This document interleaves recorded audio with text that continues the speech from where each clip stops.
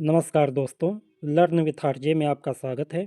तो दोस्तों, आज मैं आपके लिए लेके आया हूँ बीकॉम फर्स्ट सेमेस्टर में ability enhancement course Pandit Deendayal Upadhyay विचार एवं दर्शन तथा अन्य सेमेस्टर्स में minor paper introduction to Deendayal Upadhyay, इनके एमसीक्यूज को लेकर आया हूँ। देखिए, दोनों पेपर सेम हैं, दोनों पेपर में सिलेबस सेम है, प्रश्न एक जैसे आएंगे, केवल नाम बदल गया है। पुराना नाम इंट्रोडक्शन टू दीनदयाल उपाध्याय है, नया नाम दीनदयाल उपाध्याय विचार एवं दर्शन कर दिया गया है। तो दोनों में पेपर लगभग एक ही जैसा बनेगा। इससे पहले मैं आपको बता दूं कि इससे संबंधित एक पूरा जीवन परिचय दीनदयाल उपाध्याय जी का मैंने एक वीडियो बना के डाला हुआ है। इसका लिंक जो है ऊपर आपको दिया जा रहा है और डिस्क्रिप्शन में भी आप देख सकते हैं। आप यदि उसे देख लेते हैं तो ये सारे क्वेश्चंस के आंसर आपको उसी में मिल जाएंगे। तो आप उसे भी देख लें और साथ ही इस एमसीक्यू की प्रैक्टिस भी कर लें, तो आपकी तैयारी बहुत अच्छे से हो जाएगी। आइए शुरू करते हैं। पहला प्रश्न है, पंडित दीनदयाल उपाध्याय जी की माता का नाम क्या था? पुतलीबाई, रामप्यारी देवी, यशोधरा या मीराबाई? तो देखिए, यहाँ पे आपका ऑप्शन नंबर 20 सही होगा। पंडित दीनदयाल उपाध्याय जी की माता का नाम रामप्यारी देवी था। अगला प्रश्न है, पंडित दीनदयाल उपाध्याय जी संघ के प्रचारक कब बने? जुलाई 1945 में, अगस्त 1943 में, जुलाई 1942 में या अगस्त 1945 में? तो यहाँ पे आपका ऑप्शन नंबर सी सही होगा कि जुलाई 1942 में दीनदयाल जी संघ के प्रचारक बने थे। अगला प्रश्न है, पंडित दीनदयाल उपाध्याय जी का जन्म कब हुआ था? 25 सितंबर 1916, 11 नवंबर 1918, 18 अक्टूबर 1918 या 19 सितंबर 1917? तो यहाँ पे आपका ऑप्शन नंबर ए सही हो जाएगा। दीनदयाल उपाध्याय जी का जन्म 25 सितंबर 1916 को हुआ था। ऑप्शन नंबर ए सही हो जाएगा। अगला प्रश्न है, दीनदयाल उपाध्याय जी राष्ट्रीय स्वयंसेवक संघ के संपर्क में कब आए? 1937, 1935, 1938 या 1940? तो यहाँ पे आपका ऑप्शन नंबर ए सही हो जाएगा। दीनदयाल उपाध्याय जी राष्ट्रीय स्वयंसेवक संघ के संपर्क में 1937 में आए थे। अगला प्रश्न है, निम्नलिखित में से पंडित दीनदयाल उपाध्याय जी की रचना नहीं है? सम्राट चंद्रगुप्त मौर्य, जगत गुरु शंकराचार्य, अखंड भारत क्यों या स्वामी विवेकानंद? तो यहाँ पे आपका ऑप्शन नंबर डी सही होगा। स्वामी विवेकानंद की रचना दीनदयाल उपाध्याय जी ने नहीं की थी, बाकी तीनों रचनाएं दीनदयाल उपाध्याय जी की हैं। इसके बाद, पंडित दीनदयाल उपाध्याय बीटी की परीक्षा देने कहाँ और कब गए थे?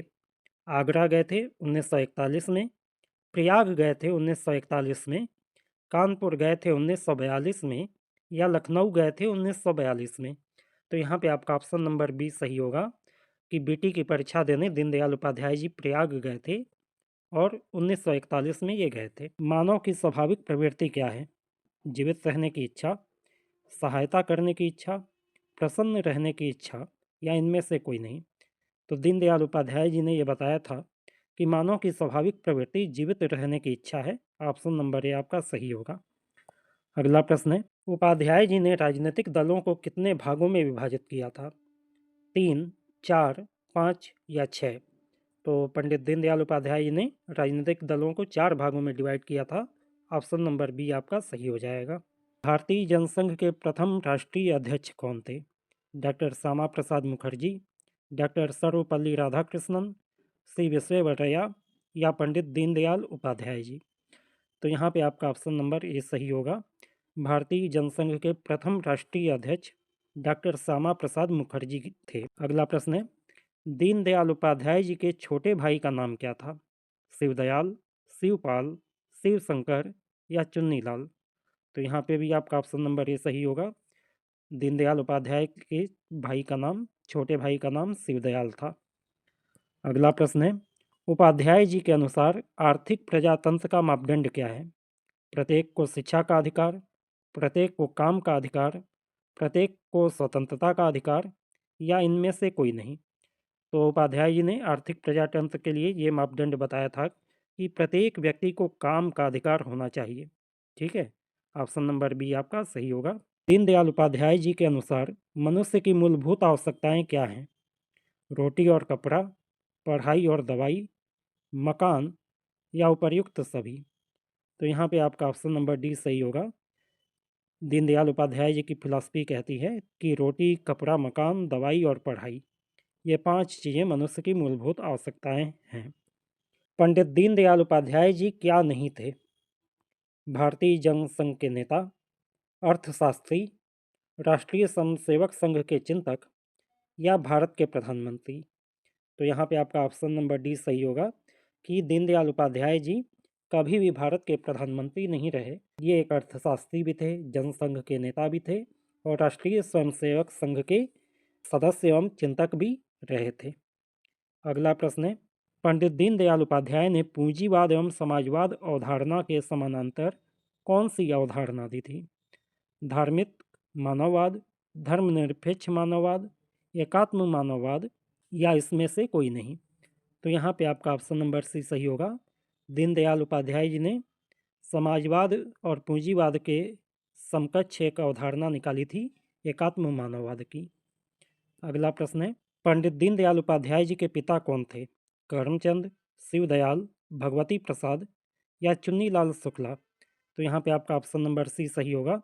दीनदयाल उपाध्याय जी के पिता का नाम भगवती प्रसाद था। अगला प्रश्न है, पंडित दीनदयाल उपाध्याय जी के माता का स्वर्गवास कब हुआ?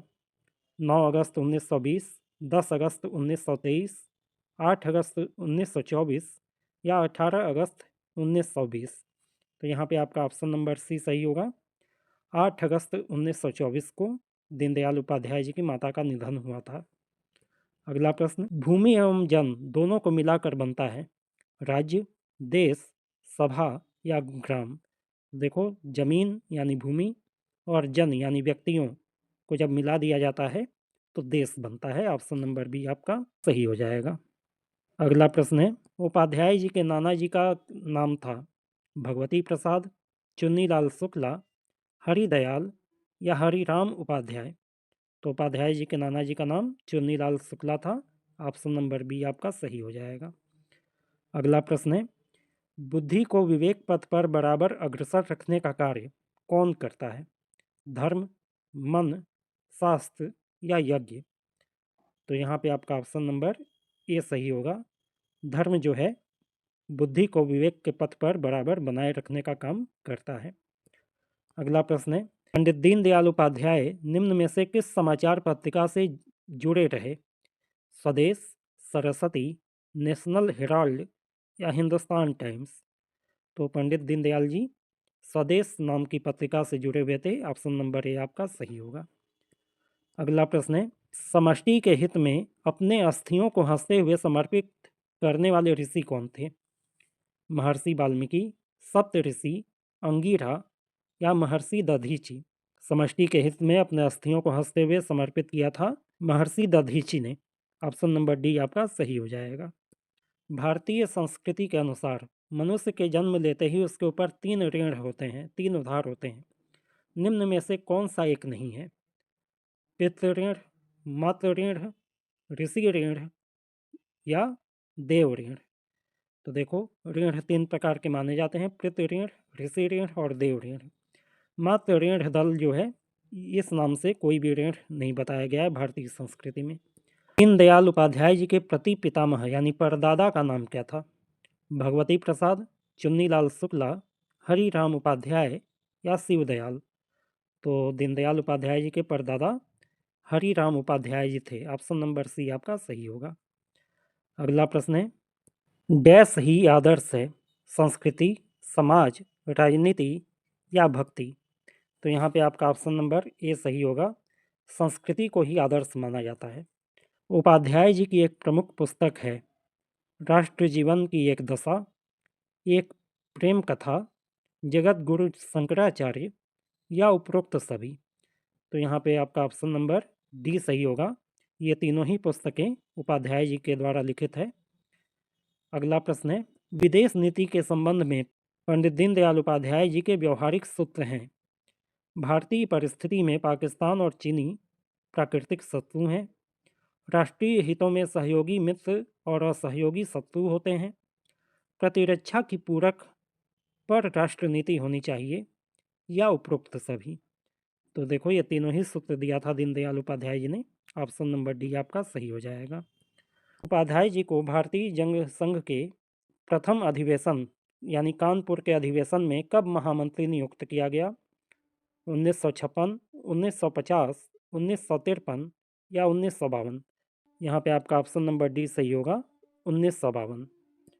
पंडित दीनदयाल उपाध्याय जी की माता पिता की मृत्यु के बाद उनका पालन पोषण किसने किया? श्यामा प्रसाद मुखर्जी, चुन्नीलाल शुक्ला, सी नाना देशमुख या भगवती प्रसाद? तो यहाँ पे आपका ऑप्शन नंबर बी सही होगा। दीनदयाल उपाध्याय जी के माता पिता की मृत्यु के बाद उनका पालन पोषण चुन्नीलाल शुक्ला जी ने किया था। ऑप्शन नंबर बी आपका सही हो जाएगा। पंडित दीनदयाल उपाध्याय जी की मृत्यु के समय उनकी उम्र कितनी थी? 50 वर्ष, 51 वर्ष, 53 वर्ष या 56 वर्ष? तो यहाँ पे ऑप्शन नंबर बी आपका सही होगा। दीनदयाल उपाध्याय जी की जब डेथ हुई तो उनकी उम्र 51 वर्ष थी। दीनदयाल उपाध्याय जी के बचपन का अधिकांश समय कहाँ व्यतीत हुआ? नगला चंद्रभान, प्रयागराज, लखनऊ या धानक्या? तो यहाँ पे आपका ऑप्शन नंबर डी सही होगा। दीनदयाल उपाध्याय जी के बचपन का ज़्यादातर समय धानक्या नाम की जगह पे बीता था। दीनदयाल जी के विद्यार्थी जीवन के साथी कौन थे जिन्होंने दीनदयाल जी के विचारों के आधार पर ग्रामोत्थान कार्यक्रम चलाए? श्री नानाजी देशमुख, डॉक्टर श्यामा प्रसाद मुखर्जी, भगवती प्रसाद या शिवदयाल उपाध्याय? तो यहाँ पे आपका ऑप्शन नंबर ए सही होगा, श्री नानाजी देशमुख। पंडित दीनदयाल उपाध्याय जी के दादाजी का नाम था भगवती प्रसाद, राम प्रसाद जी उपाध्याय, चुन्नीलाल या शिवदयाल? तो यहाँ पे आपका ऑप्शन नंबर बी सही होगा।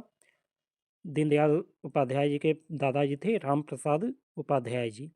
दीनदयाल उपाध्याय जी के पिता किस पद पर कार्यरत थे? Railway station master, loco pilot, सहायक लोको पायलट या सहायक स्टेशन मास्टर? तो यहाँ पे आपका ऑप्शन नंबर डी सही होगा। दीनदयाल उपाध्याय जी के पिता सहायक रेलवे स्टेशन मास्टर थे। धर्म को कौन सा पुरुषार्थ माना गया है? आधारभूत, बुनियादी, मूलभूत या उपरोक्त सभी?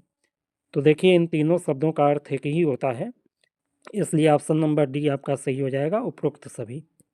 पंडित दीनदयाल उपाध्याय जी संघ के प्रचारक के रूप में अपना कार्य कहाँ से प्रारंभ किया था? लखनऊ, प्रयाग, लखीमपुर खीरी या फिर आगरा? तो यहाँ पे आपका ऑप्शन नंबर सी सही होगा। सबसे पहले लखीमपुर खीरी में दीनदयाल उपाध्याय जी ने संघ के प्रचारक के रूप में अपना काम चालू किया था। तो आज के वीडियो में इतना ही। आगे के प्रश्नों को हम नेक्स्ट वीडियो में देखेंगे। इसका सेकंड पार्ट आपको जल्द ही मिल जाएगा। यदि वीडियो आपके लिए उपयोगी रहा हो तो वीडियो को लाइक कीजिए, शेयर कीजिए और चैनल को सब्सक्राइब करके बेल आइकन दबा लीजिए ताकि नए वीडियो की नोटिफिकेशन आपको समय से मिल जाए। Good day to all of you.